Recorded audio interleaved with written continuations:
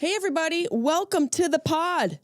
This podcast matters. You matter. Everything is matter. How can nothing matter when everything is matter? I said that to myself once when I was under the influence of the jazz cabbage, which I have not partaken. I haven't partaken in much because I was sicker than a dog for a couple days. I'll tell you all about that. And Carlin sent us to the veterinarian again. I'll tell you all about that. But before we get into it, we still need 5 stars. I don't know why I'm screaming at you. We need 5 stars for this podcast. Rate us. You go over to the Apple app. There's also a way to do it if you listen to on Google, if you listen to on Spotify. But the best way to do it is if you listen to on Apple Podcasts, just rate us 5 stars so we can get 1,000 5-star ratings because I am in competition with myself. It was with Tully for a while. Now I'm in competition with myself. So get over there and rate. Let's see how many, I wonder how much we have right now, how many ratings we have. Let's go to the show and see. We have 623, 4.8. Come on, and leave a review. I love to read your reviews. Let's read a couple of these. This one says, excellent. Keep up the great work. This is from Jajal1414. Keep up the great work. Sounds like something that like a teacher says when they know you're failing. Keep up the great work. Keep going. We are similar in age and I really enjoy the friendship and mentor I feel like I have in Jessimae. Very relaxing, enjoyable listening. Helps me ground. Wow. Thank you, Goddess Queen. Thank you. That is so sweet, man. Thank you, JJ Jal 1414. Are you kidding me? Says Smitty Man 1970. This woman's so freaking awesome sauce. I don't even know how to begin with the rightest things to say first. I love everything about her. I laugh all the time. I get a little emotional sometimes. Such a smart brain mouth. Who doesn't like her, huh? Man, I sure do. You're one of the great ones, Jessimae. Keep doing this thing right here. You're a gem in my ears and my heart. Thank you for being a great human. You guys, I haven't read these in a hot minute. This is so sweet. Someone says, my girl, she's truly a girl's girl. Everyone's bestie or sister. I love Jam. She's hilarious, relatable. Go see her stand up. See what the people are saying? They get it. You guys get it. You listen. Tell your friends. Share the pod. Let's reach as many people as we can. Let's help as many people as we can, especially as this podcast evolves. And like I said, no matter what sort of integration I migrate towards this podcast, Sharp Tongue will always be available, whether it's on Patreon or in some way, shape, or form. I'm never abandoning the original format and the original idea, which was basically kind of like Seinfeld. I'm not comparing myself to Seinfeld or the success of it at all, but a show about nothing. This was essentially a podcast about nothing, but it ended up being a podcast about me complaining and saying absolutely not to everything. So speaking of that, absolutely not. I had an idea or a thought because I do love basically like a deal. I love a deal. I love coupons. I love discounts. I love the things that come in the mail or like enter your email. I've created 72 emails to get 5% off, which ended up costing me $200 more. So in sense, I've basically created 1,000 emails to spend money. I don't think I understand how to frugal the way you should, but I had a thought about 50% off or buy one, get one 50. You know, we're talking about BOGO and like Payless back in the day. I don't even think that's a deal. It's not a deal. It's getting you to spend 50 more. Like you're buying one, you were just going to get one, but then they just got you to spend 50% more. But you thought you got 50% off. You didn't get 50% off. They just made you buy 50% more because you were just going to get the one. And now you got the 1.5. So it's a scam. They just got you to buy 50% more. It works every time on me. Every single time. I'm like, I only need one pair of shoes. Oh, I buy one. And then I get 150. Well, geez, that's like free money. No, it's not. It's actually more money. It's more money. It's no money is free money. There's no money that's free money. So to 50% off scams, I say absolutely not. It's a scam, but it gets me every time. And it will continue to get me because I am my mother's daughter.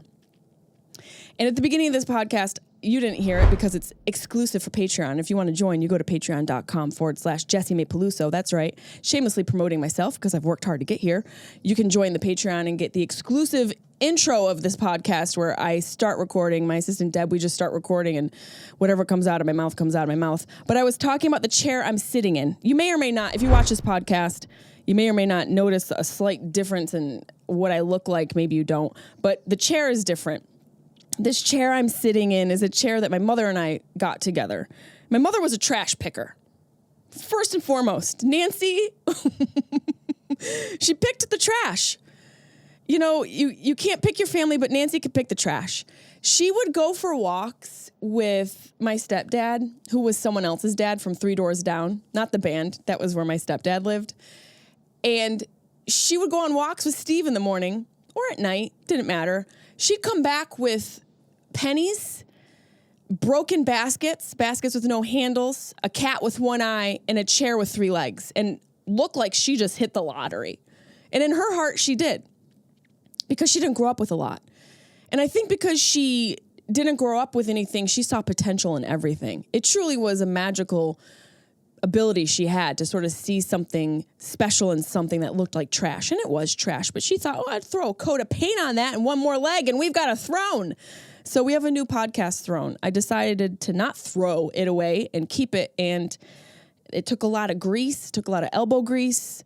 There was an arm missing in it. And because I have an uncle who was an amazing carpenter, I was going to say woodworker. I think that's the right word. I called him a woodsman before, which sounds like a chipmunk.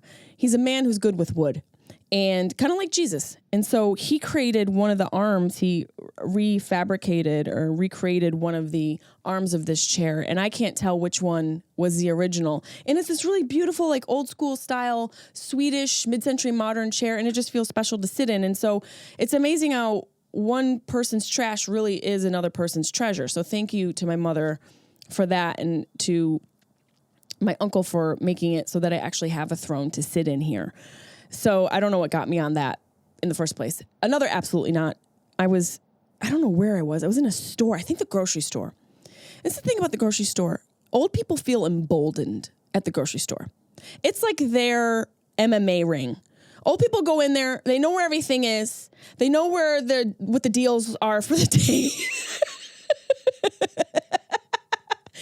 They go in and they've got a plan, or they don't, because they're going to spend the whole day there. But you can't mess with an old person at a grocery store. That's just their field. That is their office. It's their playing field. That's their domain. That is their kingdom. And so I'm well aware of that. I love a grocery store. And I felt like an elderly person the other day when I had to go get Epsom salts for my dog. We'll get into that in another conversation. I had to get Epsom salts for my freaking pit bull. And, you know, there's a few old people taking laps around the perimeter, just scanning the place for the coupons of the day, scanning the place for where the Triscuits are. And I'm in line and I'm putting my stuff down, and this woman comes behind me, leans over to get something, and it kind of brushes up against me. Doesn't even say an excuse me. And I realize there's a certain level of, I don't know if it's like you get older and you just think that you can do certain things. I'm not there yet. So maybe you reach a certain age and you just look at everybody and you're like, hey, I've been here longer. I'm going to lean over you and not say, excuse me. And maybe it's a vibe I'll get into. But at that moment, I wanted to look at this old woman and be like, excuse you, like Steve Martin. But I didn't, because I felt like she might be a witch. She might have whatever she's buying is going into the cauldron at home. I don't want to be a part of the stew she's brewing. I don't want to be on the bad side of an elderly woman who, let's be honest, we know all women have special powers. An older woman, you don't want to mess with. But she leaned into me and I was like, man, there's no excuse me. Like, we can't just say, hey, pardon me. Like, you know, old people say things that don't exist anymore. Pardon me. Bestow a space for me to lean into the region of the area that I'm trying to get into. None of that? No. She didn't say anything. She just leaned right in, put her kumquat on the freaking conveyor belt. And I sat there like, well, I guess I have to take it, because here I am before 9 a.m. getting Epsom salts for my pound puppy. No, excuse me. I've had a lot of epiphanies, and I think travel does that for me. Travel makes me realize how beautiful things can be. And also, when you live in a certain space and you get out of it, you realize things about that space that you can't realize when you're in it. And it might be a sad thing, but maybe it's a good thing because it's an epiphany. I've realized how nice people are outside of LA. And I've never thought that before. I've never thought, oh, people are nicer here versus there. Like people always talk about New York City and how mean everybody is. I never found that. I found that people were more straightforward in New York, but I didn't consider that to be mean. But maybe because I grew up in New York, not New York City. I grew up in upstate New York, but maybe because I'm used to that culture. So maybe it feels more, I have a kinship to it and it feels more like home to me. But I never felt like people in New York were rude. They're just straightforward. So maybe people in LA who are natives call New Yorkers rude because they don't have the cojones to be able to take the truth. But I got out of LA and I realized I was surprised by kindness. People were being kind and I was like, oh, that's a thing? And it made me worried. It made me concerned. I'm going to put my headphones on because I hear motherfuckers bashing around out there. It made me worried that I had become jaded. It made me concerned that I couldn't see kindness in my own environment anymore. It made me worried that I wasn't able to witness or acknowledge it. And I know that's impossible for me. Because of how I was raised and who raised me, it's impossible for me to not recognize those things. But there is something to a city that breeds entertainers and a city that breeds people who want to be the center of attention. And I realize it might sound hypocritical for me to say that because here I am in my garage in a studio I've built for you to look at and listen to me. I realize that this sounds like a total contradiction, and it very well may be. But I have to at least talk about the ridiculousness that is this city, and everyone is so self-absorbed. You can witness it when you drive. No one uses a signal. The cars in LA don't even need to come with a signal. No one's using them. No one's using the signal. This lady's going straight across the highway so she can make it to the Baja Fresh exit. Not worried about the rest of us behind her. No one in this city cares. So when I get out of it and I'm surprised by kindness, I don't think it's me being jaded as much as it is this city breeds a certain type of person. And so to people who aren't kind, I say absolutely not. Absolutely not. Because even the people who have nothing find it in their heart and find the ability to be kind. Sometimes people who have nothing tend to be the most generous, which says a lot about who they are as a person, their constitution. And I truly admire people who are able to be kind through their own demons and through their own struggle and through being in their own mud and stuck in their own depths and depression. And they're still able to muster up kindness to strangers. So I just think it's important to maintain that somehow. And that being said, not everybody deserves your kindness. Not everybody deserves it. Some people in your life don't deserve your kindness. They don't even deserve your eye contact, let alone your kindness. And so you have to differentiate between the people in your life who deserves what. It may be your family member, maybe your coworker, maybe your best friend. Hey, it may even be you. Maybe you're being too kind to yourself. You got to look in the mirror and be a little bit tougher. That's right. Maybe you have to give yourself some tough love. But not everybody deserves your kindness. So you got to pick and choose who in your life deserves it. Speaking of kind, sometimes I can beat myself up because I drop shit all the time. And I don't know what it is. Both of my parents were really klutzy. Both of them were I'm laughing right now because I'm thinking of all the different times. One time my dad fell and severely injured himself leaning on a wall. This guy was leaning on a wall, and then I don't know if he forgot the wall was there, but slid down the wall, landed in a bush, and broke his collarbone. Middle of the day, it was noon. I should say that we had forced him to take cement mixer shots before that. That's right. We were at the bar with my Uncle Louie, my Aunt Carmela, and my dad, Butch. And I think someone had died. I don't know. Or maybe someone was born. Is there a difference? We were at one of those parties. And so we're at the bar celebrating. And we told him to do a cement mixer shot, which is something you order for somebody if you're trying to trick them. It's like milk inside of something acidic, so the milk curdles. But you take the shot real fast, and it feels like you're doing a shot of cottage cheese. It's not nice. It's pretty rude. So Joey Pete slammed a couple of those because he was fun. Slammed him back. We go outside to catch some air. And this guy goes and just leans on the wall and does a total fall right into a bush. Broke his collarbone. Bye. See you later, collarbone. Cement mixer once. Cement mixer 1, Joe collarbone 0. And both of them were just so klutzy. My mom broke her foot stepping off of a curb. Just gingerly stepped off a curb. Broke her foot right in half. I was like, what? I'm walking with her. She just steps down. She's like, ah! Like, what happened? Did you get bit by a bee? Or stung? Whatever they do? She's like, I broke my foot. I'm like, how? You just step. The curb is 3 inches. Damn. We need to get you some yogurt. But she's dead now. Not because of the broken foot, because she didn't have enough yogurt. They both were so klutzy. They both broke shit all the time. My dad, I'll never forget, one time was at my Aunt Linda's house. My Aunt Linda was a collector, an art collector, and she had the most beautiful taste. She had the most beautiful items in her house.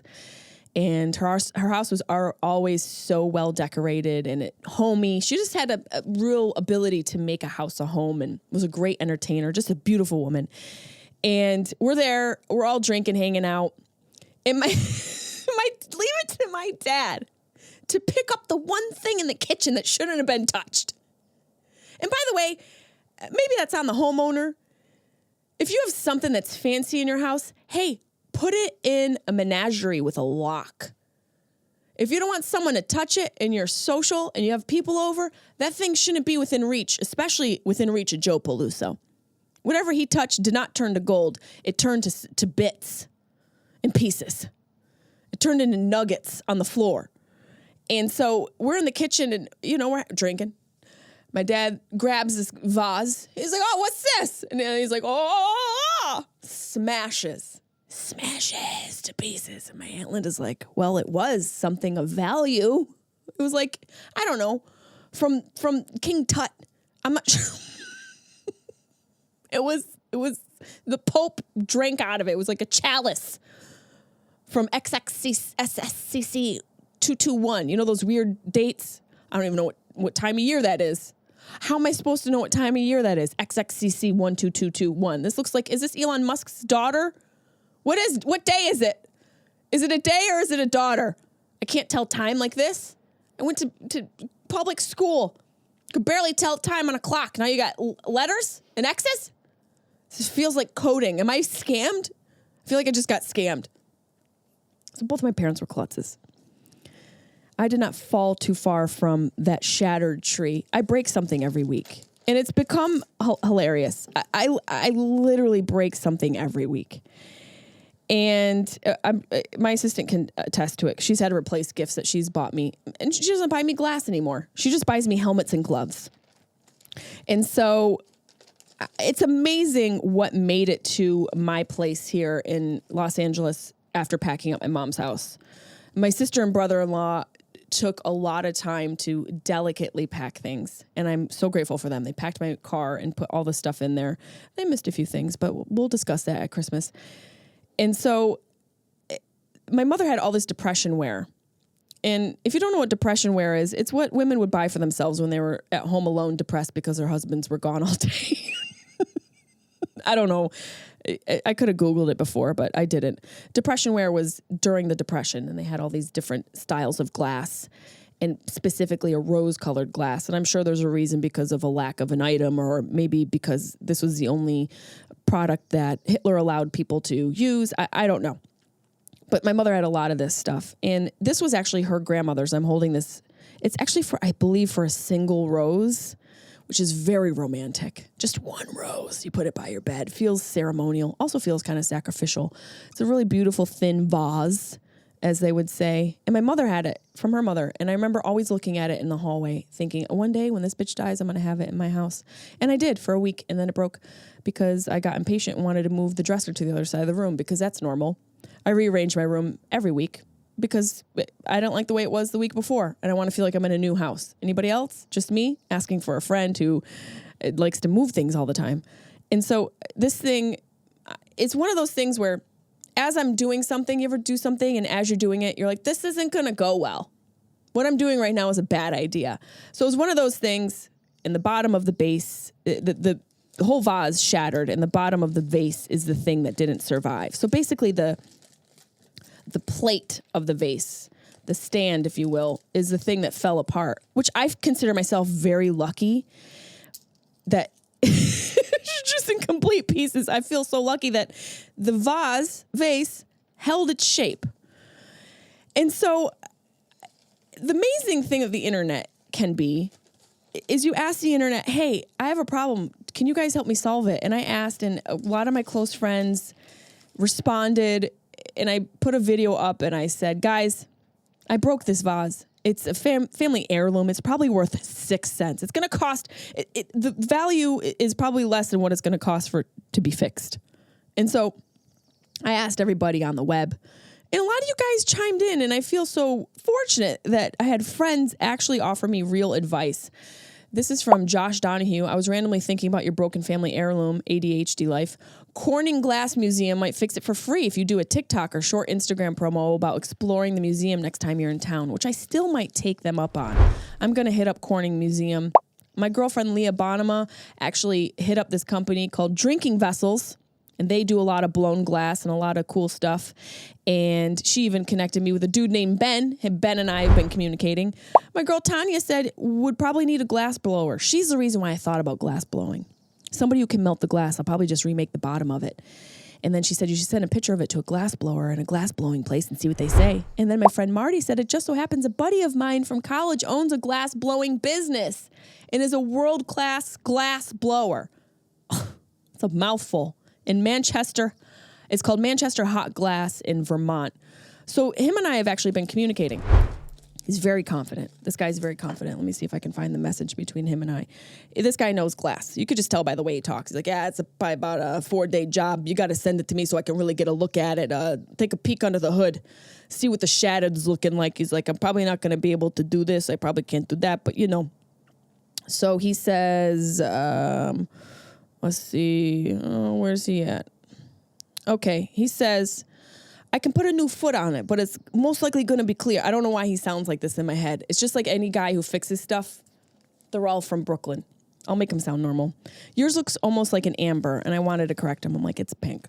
But he's probably right. I sort of act like Frankenstein and take parts from other objects to fit them together. So kind of like the Ikigai version of, I believe that's what it's called. I'm probably saying it wrong. The Japanese gold infused crack. That's sort of the way that they fix things in Japan. He said, if you have a foot or something from something else that you like, send me that and I'll marry them together. I can make a new foot, but matching the color will be extremely difficult. And he sent me his address and I said, can you do a fun bottom, something colorful? This is where I get annoying. And someone's like, I can do this. And then my Virgo brain goes, oh, but what about this? So he says, let's get the object in the shop and start there. And then my next question, this is such an insight to me. Even crazier question. Can it be repurposed into a bong? I'm trying to turn my grandma's rose vase into a bong. This is depression wear glass. It's an antique. I'm like, can I smoke out of it? I need to grow up. He said, I can drill a hole and put parts, but I don't think it has an angle to be a good bong. That's where we're going to differ here.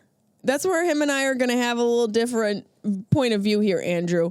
So I'm going to keep you guys updated on my complete klutz situation and see what we come up with. I'm excited to see what it transforms into. I want to see, I think it's Kenegai. It's a Japanese art of gold. Let's see. Gold repair. Kintsugi. It's not Kenegai. Kintsugi. Japanese art of repairing broken objects, often pottery or glass, with gold lacquer. The name translates to join with gold or golden joinery. I like golden joinery. That sounds like a place where like gay people get married in West Hollywood. The goal of kintsugi is to create a more beautiful, unique, stronger object by embracing flaws and imperfections. It's like me. It's just like me. And it kind of goes along with that trash becoming a treasure. And I think when we find flaws or find something broken, we really have to pause and be like, is this broken or is this an opportunity to make something better? Whether it's within ourselves, whether it's within a broken object, whether it's within a broken relationship, there's always a way, I think, when you find a crack, you either fill it or it cracks more. I guess it just depends on what matters to you most. Maybe it's better for you to just let it go. But if you fight through it a little bit and push forward, you can come out on the other side with something more beautiful, something more fortified, something stronger. And I think, especially in this society, we're in such a place where we throw things away. We dispose of so much. We're throwing things away without even thinking about it. And I know we don't want to talk about it. It's been spoken about so often, but quarantine really changed our mentality and the way we deal with things. And I think that idea of things being more disposable really started to grow in quarantine, especially because of Amazon. Think about that. Think about all the stuff we bought, myself specifically, in all those boxes, and you get it and you return it, and the value of things sort of gets depleted. So there is something magical in working through those cracks and flaws and finding a way through on the other side, and finding that you have something more beautiful, finding that you had a broken seat that became a throne, and finding that you have,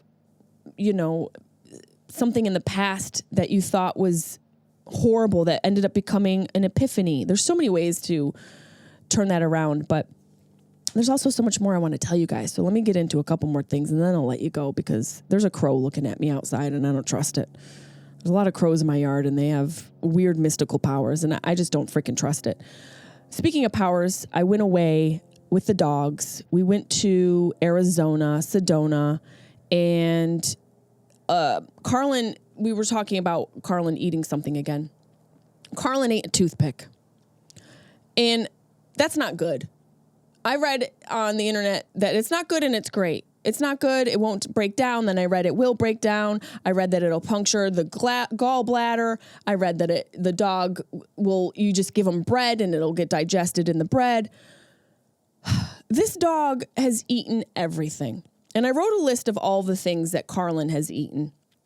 Let's get to this list here.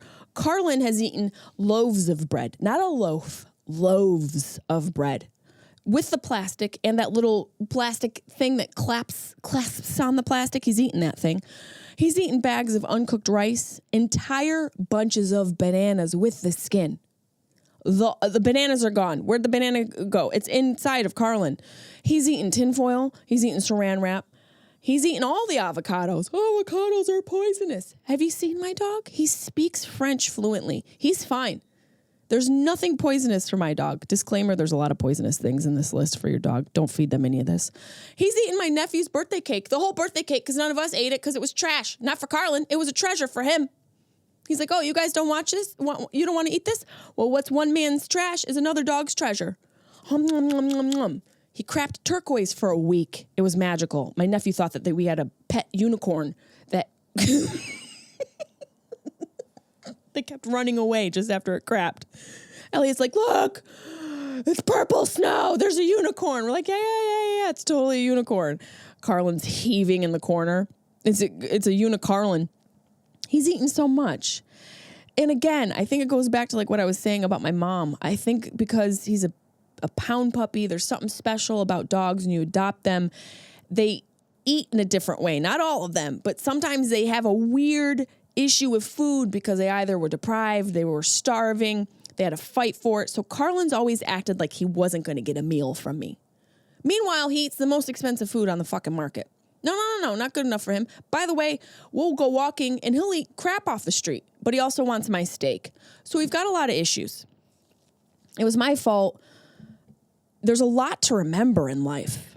There's a lot of things to keep track of, and things slip through the cracks. And you just have to be easier on yourself when things go slipping through the cracks.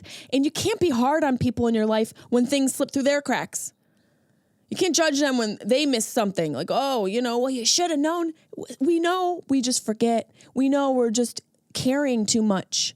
We're not able to process all of this. So he got into the trash. He ate the stupid toothpick that the deli puts in the sandwich so the sandwich doesn't fall apart. Let my sandwich fall apart. They should make dog-friendly sandwiches for people with dogs. No toothpick. I don't want the toothpick. I don't want the toothpick because you know what I'm going to do? I'm going to pick the toothpick out of my sandwich, and then later on, I'm going to be picking the toothpick out of my dog's poop. So let's just get rid of the toothpick. I'm going to ask restaurants to create toothpick-free sandwiches.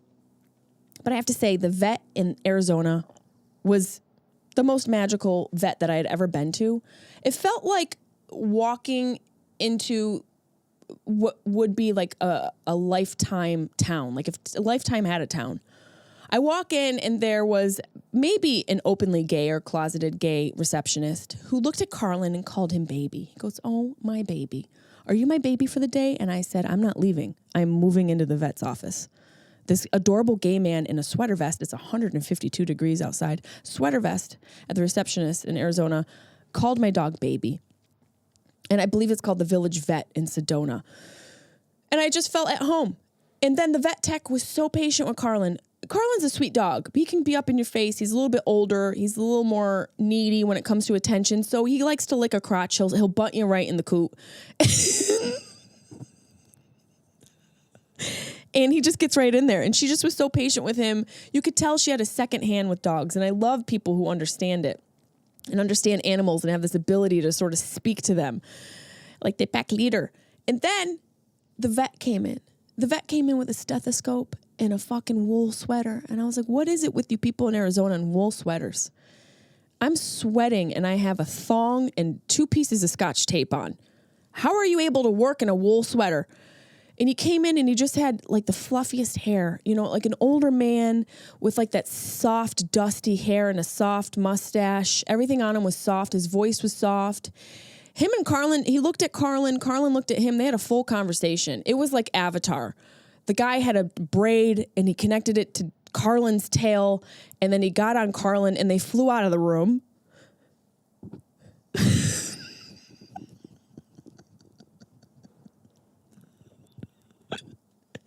They came back. The guy just had a second hand with him. And you can tell if you're a dog owner, maybe a lot like children, there's certain bedside manner that doctors either have or they don't. And that goes for human doctors as well as veterinarians. And this guy just had it. And Carlin wouldn't let me touch his paw. I brought him in for the paw issue because he had a piece of dirt stuck in his paw, which is still in there. It's still, foxtail has embedded itself into his paw. It's making its way through his leg and probably going to shoot out of his aorta next week, and that's going to cost me $5,000. So I'm probably going to have to do a fundraising show in a couple weeks. Please don't forget to buy a ticket. Otherwise, my dogs will die, and you don't want that on your conscience. So we're there for the thing, and he's massaging the paw, trying to get the foxtail out. That's the whole reason why I brought Carlin in. And this guy she gave it to me straight. He's like, well, we could do this or we could do that. It cost me like $6. And probably because I was out of LA, everything's so much cheaper. But it just, it made me want to live in Lifetime. And it also made me want to live outside of LA. But it made me feel better that even though my dog has a lot of issues eating toothpicks and getting things lodged inside of him, that there were people out there who were able to handle it and give me some sort of plan. So we left there. We got some medicine for him. We got home. That's when he swallowed the toothpick. And then I just, you know, when you have that moment where you want to take everything and go, off the table, throw the papers up in the air and just thrash, just ruin the set. I had that feeling. And I did. I kind of like, I lost it for a minute. The pressure builds and then you just go, and I let it all out. And I tried not to yell at Carlin. You can't yell at them. I mean, that little face, come on. You can't yell at them. It's my fault. But, I don't know why my music's playing. Sorry, guys. I'm normally done by now. I felt bad, and it probably, in a way, was a little bit of my fault. But it also was Carlin's fault because he has such an appetite for life. We talked about that before. And trash becomes treasure for him. But all in all, I say it to say that he's going to be okay. The toothpick has not made its way out of any of my dogs. I thought, well, maybe Chaplin ate it. But if Chaplin ate it, he'd look like an hors d'oeuvre. If Chaplin ate the freaking toothpick, he'd look like one of those tomatoes with the cheese on it. And a little piece of basil. That toothpick would stick right through him. And if Bunny ate it, she'd be dead because she's so emotional.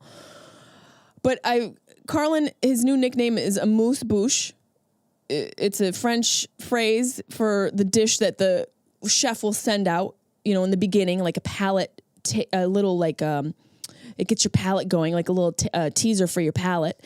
And that's his new nickname, amuse bouche. And he's going to survive.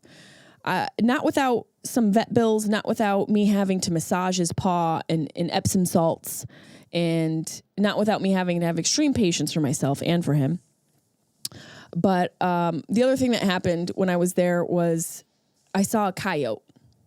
And I'm not new to coyotes. Coyotes are creatures that are out in LA. I haven't really seen one in LA. I've never seen a coyote in real life. But when I got outside of the Airbnb, it was just right there. I brought the dogs out, and this coyote was just right there looking at me. And I had this, sort of moment where I felt like the last of the Mohicans or Dances with Wolves. And I'm trying to communicate with this coyote telepathically, like, don't touch my dogs. I'll fuck you up. I don't know if I would fuck you up because you're probably smarter than me, but I'll try to fuck you up. And I'm looking at Chicken, and Chicken's looking. We all just paused. And then I blew a whistle. Blow the whistle. I did at the coyote, and then I screamed at him. A voice came out of me that I didn't know I had. It was like, hey, you. Hey. I yelled like it had offended me. I was like, no, don't. That's so mean. I just freaked out. I've really freaked out. It was like one of those fight or flight moments where you don't know how you're going to react. I think I was shocked when I saw it, and then I yelled at it, and then it just kind of like, I juked it, and it just looked at me like, what's your problem? And then I kind of went at it, and it ran away. But that really freaked me out because coyotes eat chihuahuas like they're hors d'oeuvres in LA. You see videos all the time of them just snatching them right up. And I swear to God, if a coyote took my son or my daughter, Chaplin or Bunny, one of the littles, I'll gut a bitch. I'll go punch the coyote's baby right in the face. I won't kill it because I don't have that in my heart and I'm not a murderer like they are, but I will punch the baby in the face. And I'll probably kick the mother too. Same time. Punt, kick, double down. So I freaked out. So what ended up happening was I'm sitting down at night and there's this little patio, and behind me there's like this open area in the yard. And I hear this rustling. And then I heard a couple other rustles, and I thought, it's a pack of coyotes. It's a freaking pack of coyotes, and they're coming back for the dogs. And I'm fucking prepared. And I'm there with my dude, and I go, get in the house. I go, get in. He's like, what? I go, get in the house. I took over like Xena Princess Warrior. I got out, and I'm like, get in the house. So he just is shocked by me and my bravado, and I shove him into the Airbnb. I grab my mace and my rape whistle. And I go out and I rape whistle the pack of coyotes. I'm like, and I'm blowing my rape whistle at these pack of coyotes, freaking out, yelling and blowing the rape whistle. And then I turn on the light and my flashlight. It's a pack of javelinas, which are large land rats, basically in Arizona. They're just large rats. And then my man Javelina shamed me. They're cute. They're kind of cute. Like, they're kind of gross, but they're kind of cute. I thought it was coyotes. Then when I blew my rape whistle at them and turned on the light, I thought it was pigs. I'm like, oh my God, it's wild boars. And I flashed the light, and then we learned that they were javelinas, which are basically like giant rats. They're cute, but they're not. And they're kind of scary. They look like the thing from the movie Feast with Eric Dane, who gets his head chopped off in the first 10 minutes. Spoiler alert. And then, they're just scary. They looked like a pack of creatures from Middle Earth. And I got bugged out because I thought it was the coyotes. And then my man Javelina shamed me, and he said that I blew my whistle at vegan pigs. And it made me laugh forever. That he said he goes, you blew your horn at vegan pigs. I'm still laughing about it. I realized I lost my mind. I lost my mind in Sedona. In a good way. We've talked about it before. Sedona really does pull stuff out of you. I suggest going. It pulled a lot of fears out of me. It pulled a lot of sweat out of me as well. And put some new perspective in. I definitely have some new perspective. And I think one of the things that I want to leave you with is just finding a piece of trash or something broken or a flaw in your life and finding a way to turn it into a treasure and a piece of treasure for yourself. I hope you guys enjoyed today's podcast. I'm going to go punch that crow.